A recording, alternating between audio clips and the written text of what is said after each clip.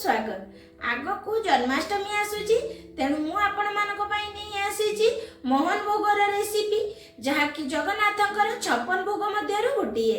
तेणु आपण मानकू जदि मोर ए मोहन भोगर रेसिपी पसंद आसे ताहाले प्लीज वीडियो को लाइक करिवे, शेयर करिवे, चैनल ले नुआ दिले चैनल को सब्सक्राइब करि देबे आ पाखरे थिबा बेल आइकन को क्लिक करि देबे जहा द्वारा मोर नुआ नुआ वीडियो रो नोटिफिकेशन आपनको पाखरे प्रथमे पहुंचीबो। चलो तो ताहाले रेसिपी स्टार्ट करिबा। मोहन भोग बनाया पई देखंतु मु गुटे कढ़ाई बसि देछि। कढ़ाई गरम हला परे सेतिरे 2 चामच गुआ घियो दबा। एई रेसिपी आपण माने गुआ घियो रे प्रस्तुत करंतु, बढ़िया बास्ना आसी थाए, ता सहित यार टेस्ट भी बहुत भल लागि थाए।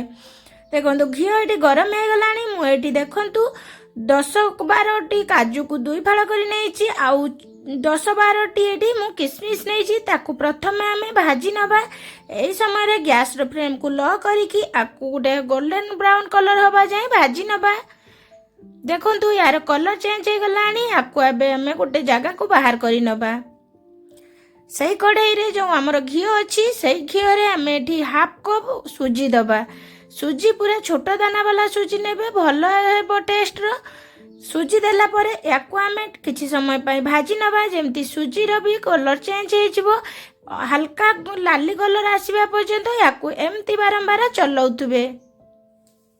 देखंतु सुजी पूरा कलर चेंज हे गलानी। एबे या पूरा हे गलानी, याटारू अधिक भाजीबा दरकार नाही। एबे एतिरे आमे पानी ऐड करिबा। तेनु सुजी रे अल्प अल्प पानी देउतबा आउ सही समय रे एमती सुजी को भी चलौतबा। देखंतु जदि बारंबार सुजी को एमती चलौ नथबे ताहाले सुजी चेका चेका हे जाई थाए। तेनु आपण माने भी एई भलिया पानी ऐड करलाळे एई भलिया ताकू बारंबार चलौतबे। आउ देखंतु एडी मु हाफ कप सुजी रे एडी 2 ग्लास पानी ऐड करिछि। आउ याकू आमे फुटिया पई छाडी दबा। एई समय रे गैस रो फ्लेम को लो करिथिबे। पानी देई याकू भल भाबरे गोळे नबा आउ किछि समय पई फुटिया पई छाडी दबा। देखंतु सुजी फुटी की एमती पूरा सुजी हे आसिलानी, किंतु याकू आउ टिके सिजिबा पई छाडी दबा। आउ एई समय रे गैस रो फ्लेम को पूरा लो रखिथिबे। आउ एई सुजी बहुत कम टाइम रे रेडी हे जाई थाए। तेणु याकू एमती बारंबार चलौथुबे। देखंतु किछि समय कुक करला परे सुजी एटी पूरा सिजी गलानी। एबे एतिरे आमे मीठा पाई एटी गुड़ यूज करूची मु। आपण चाहिले चीनी को भी नहीं पारिबे, किंतु प्रसाद रे नॉर्मली गुड़ देले भल लागि थाए। तेणु मु एटी स्वाद अनुसार माने गुड़ दउची। आउ कि जो ड्राई फ्रूट्स को रखिथिली भाजी के ताकू देई याकू भल भाबरे गुळेई नबा। आउ याकू आउ 4-5 मिनिट पर्यंत आमे लो फ्लेम रे कुक करि नबा। देखंतु 4-5 मिनिट हे गलानी। ए समय बारंबार एमती गुड़ाउथबे। याकू एबे आमे बाहर करि नबा। ए गरम टाइम रे याकू आमे गोटे प्लेट रे बाहर करि नबा सेट होबा पई। देखंतु गोटे एमती प्लेट रे मु बिल्कुल भी घियो लगेई नाही, एमती प्लेट रे देइची। तापरे आमे याकू गोटे बढ़िया शेप दबा पई ए भलिया ऊपर भी एमती टिके जाकी जाकी नबा।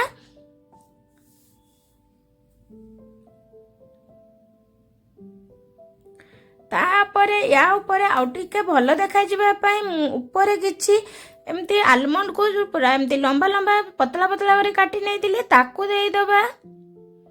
आउ ताकू भल भाबरे सुजी सहित पूरा सेट करि नबा। एमती टिके एमती जाकी जाकी दउतबे जहा द्वारा कि ये भल भाबरे चिपकी जीवो सुजी सहित।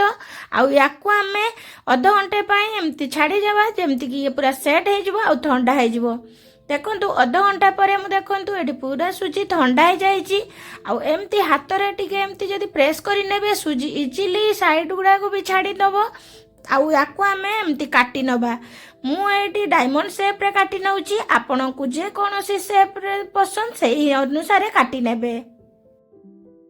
बहुत कम टाइम रे बनिकी रेडी हे गला मोहन भोग। आपण माने भी ए जन्माष्टमी रे एमिति मोहन भोग प्रस्तुत करंतु।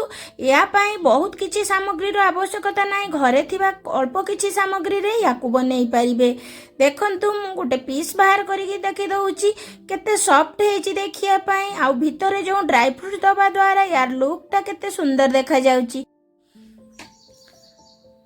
याकू मु गोटे प्लेट को बाहर कर नेली आ जन्माष्टमी उपलक्षे बनई तेणु ये गोटे तुलसी पत्र दे याकू एमती मु रेडी कर आपण मैंने भी ए जन्माष्टमी रे एमती मोहन भोग निहाती प्रस्तुत करंतु बहुत कम टाइम रे कम सामग्री रे याकू बनई कि रेडी हो जाई थाए तेणु आपण मैंने भी याकू निहाती ट्राए करिवे। मोर ए मोहन भोग रेसिपी टी केमिति लागला प्लीज कमेंट माध्यम रे मते जणैबे। आशा करूची ए रेसिपी टी आपण मानकु बहुत पसंद आसीथिबो। रहुची नमस्कार जय जगन्नाथ पुणी देखा आ गोटे नुआ वीडियो रे।